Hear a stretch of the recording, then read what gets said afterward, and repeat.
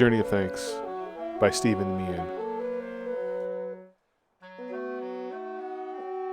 Tully glanced down at his hand and reviewed the note that was firmly attached to his palm.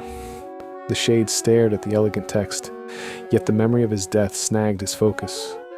While it was hazy, he knew he'd attempted to save a little girl's life. The only other solid aspect of his memory was the crushing coldness as the underwater current pulled him under. As a shiver ran down Tully's incorporeal spine, he stared up at the looming building that some unseen force insisted he visit. Unsure of what he should do, Tully eventually ignored the note and searched the surrounding streets, finding nobody. The solitude unnerved him more than becoming a ghost. Determined to discover anyone, the shade stalked the streets of the city that never slept. He knew it should have been teeming with activity, yet with each passing block, he still found nobody. As the sun drifted towards the horizon, he finally caught a glimpse of people while he drifted above the sidewalks. Unfortunately, despite finding the population, he couldn't communicate with any of them, a side effect from having died. Once he made the decision to obey the note's command, he caught sight of a familiar face. However, before he could identify the person, his vision blurred, robbing him of his chance to identify the stranger. For an instant, Tully thought he recognized the woman, but as the individual disappeared into the faceless crowd, he dismissed the idle thought. When Tully returned to the identified apartment building, a multitude of questions swirled about his chaotic mind as the structure loomed over him. The question competing for his attention was, "What am I doing here?" He drowned. That was an absolute fact, yet he was exploring the world as if nothing had happened, aside from the limitations of his ghostly existence. His sole anchor to the living was a scrap of paper guiding him to this very building, specifically to an apartment inside its walls.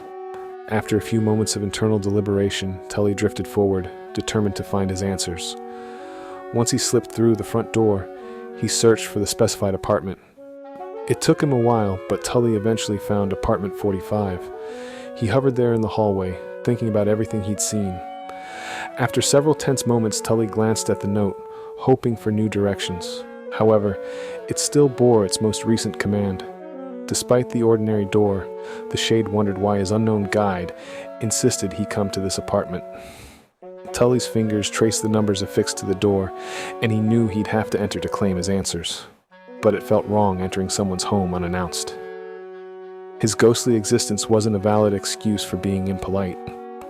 Yet as the seconds passed, the siren song of answers proved too enticing for Tully to ignore, and he strode into the apartment. Upon entering, the world became more vibrant, like someone had removed a piece of lace from his eyes.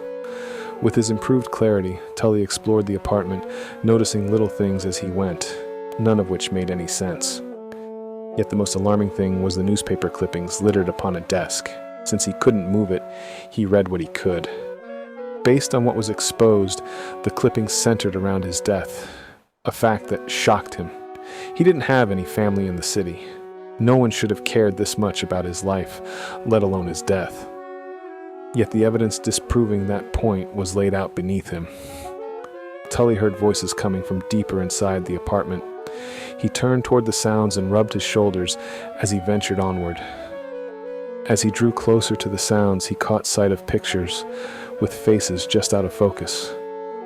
Upon reaching the source, Tully pressed his fingers against the door, blocking his path, and read the plaque bearing a single word, Heather.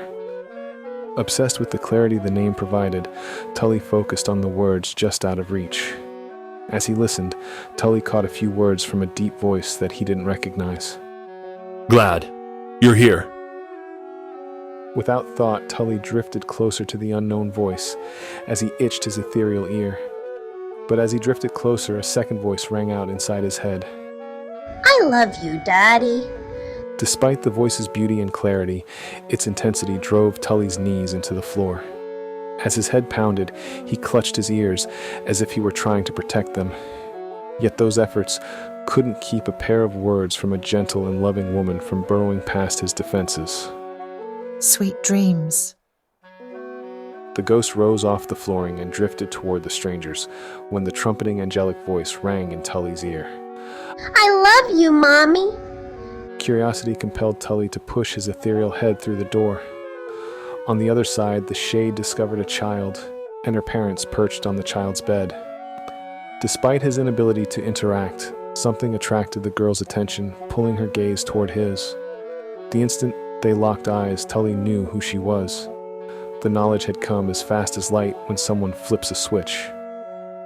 It was the girl he had died trying to save, but he hadn't remembered actually achieving that.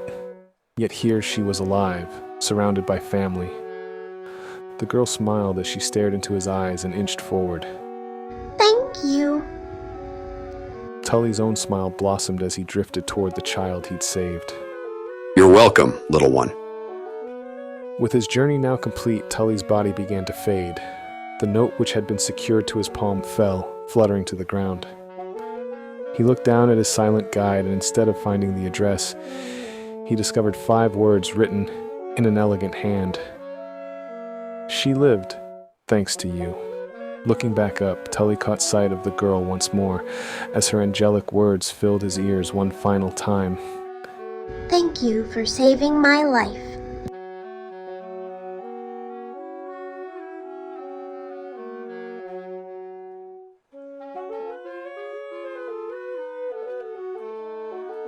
With that, our story concludes.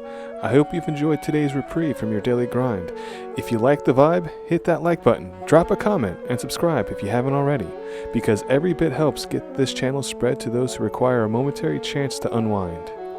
I'll see you for the next tale, my friends.